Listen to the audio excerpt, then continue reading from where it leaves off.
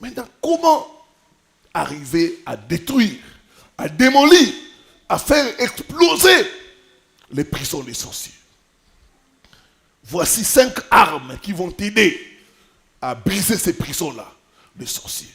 Quelle que soit la prison, tu es capable de briser cela en utilisant ces 5 armes. Première arme, la connaissance de la parole de Dieu. Proverbe 11, le verset 9. Les justes est délivré par la connaissance. Les justes est délivré par la connaissance. Par la connaissance. Il a dit, vous connaîtrez la vérité et la vérité vous affranchira.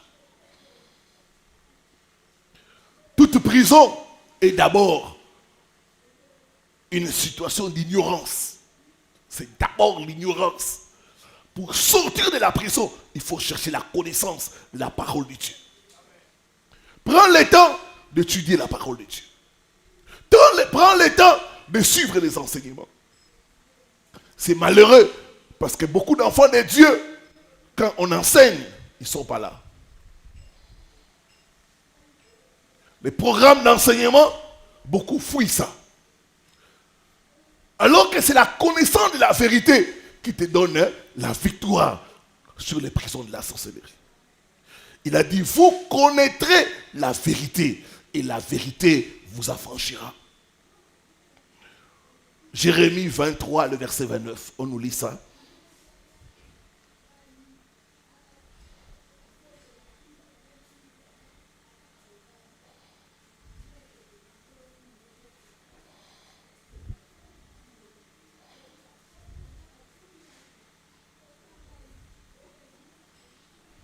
Jérémie 23, 29.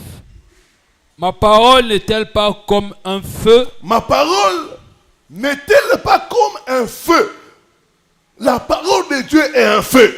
La parole de Dieu a la capacité de brûler les prisons de la sorcellerie. Amen. Quand tu médites la parole de Dieu, quand tu es rempli de la parole de Dieu, tu es rempli de feu. Yes. Le feu brûle la prison. Yes. Quand on met le feu, il n'y a aucune prison qui peut résister devant le feu. Sois rempli de la parole de Dieu. Amen. Ma parole n'est-elle pas comme un feu? Un feu. Quand tu as le feu, quelle que soit la prison, la sortie est garantie. C'est pourquoi les prisonniers, on a peur que les prisonniers puissent avoir soit l'allumette, soit quelque chose de flammable. Parce qu'il peut faire sauter la prison. Quand tu as le feu, tu peux faire sauter toute la prison. Ma parole n'est-elle pas comme un feu? Dit l'Éternel. Et comme un marteau qui brise les rocs. Et comme un marteau qui brise les rocs. La parole de Dieu est un marteau. Quelle que soit la prison, si tu as la parole, la sortie est garantie. Amen. C'est le marteau. La parole est l'épée de l'esprit. La parole t'assure la libération de toutes les prisons des sorciers. Soit un homme, une femme qui est plongé dans les Écritures. Un homme, une femme qui lit la parole de Dieu. Qui obéit à la parole.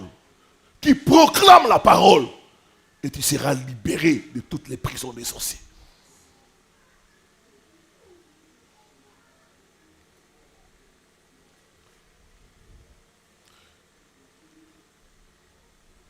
Deuxième arme pour sortir des prisons des sorciers, c'est la prière.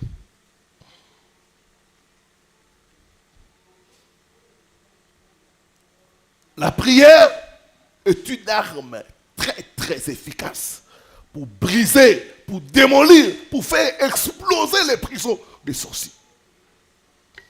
Psaume 34, le verset 17.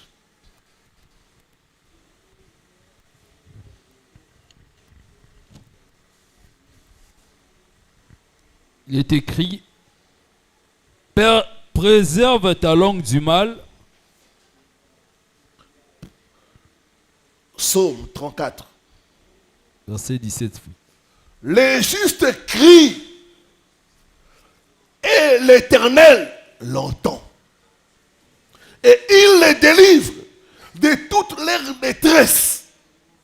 Les justes crient.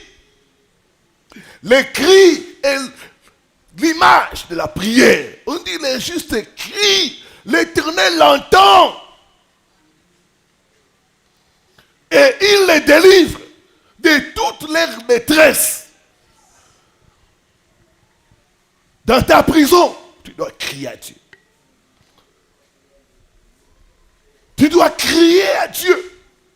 La prière. Les sorciers n'aiment pas la prière. Une des choses que les sorciers combattent dans la vie des gens, c'est la vie de prière. Ils vont tout faire pour te mettre dans la distraction de ne pas prier. Pour t'empêcher de venir à l'église. Pour t'empêcher de prier. Parce qu'ils savent la puissance, la force de la prière. Les justes crient, l'Éternel le délivre. Tu veux sortir de la prison des sorciers? Sois un homme et une femme de prière.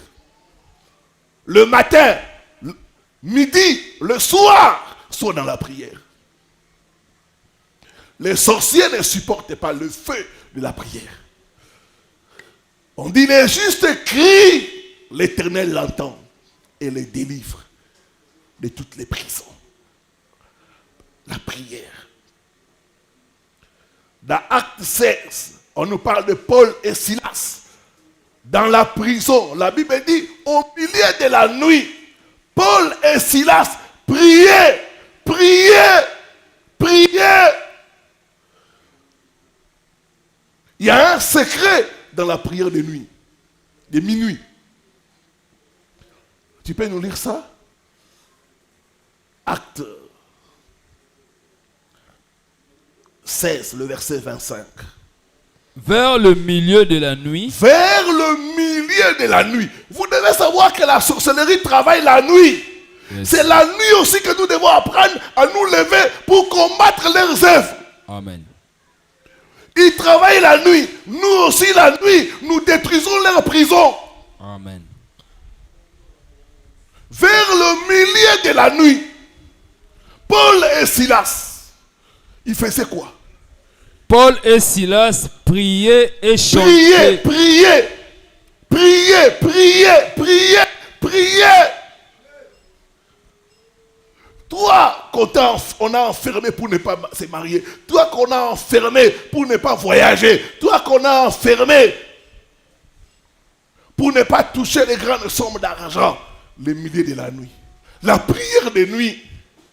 La prière de nuit, ça peut être 5 minutes, ça peut être 10 minutes, ça peut être 30 minutes, ça peut être 1 heure du temps. La prière de nuit est très, très efficace. Amen. C'est la nuit que les sorciers maudissent les gens. C'est la nuit qu'ils enferment les gens. Nous aussi, la nuit, nous sommes en train de détruire leurs œuvres. Nous sommes en train de sortir de leur pouvoir. Nous sommes en train de sortir de leur calebasse. Nous sommes en train de sortir des eaux, des rivières, des lacs. Oh non!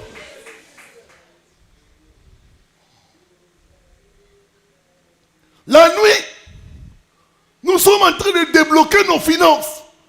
La nuit, nous sommes en train de libérer nos voyages. La nuit, nous sommes en train de détruire leurs malédictions.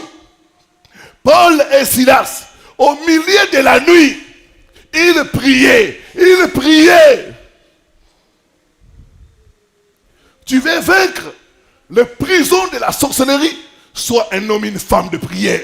Et surtout, pratique la prière de minuit. J'ai entendu l'histoire d'une femme. Elle et son mari,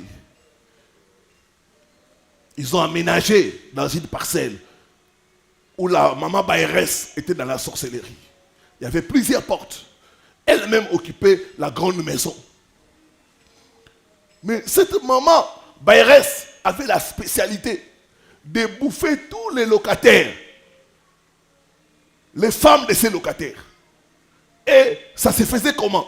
Quand tu tombes enceinte, 9 mois, à l'accouchement, tu meurs, toi et le bébé. C'était comme ça. Tout le quartier connaissait cette parcelle-là. Mais personne ne savait que c'était la maman Bayrès qui faisait ça.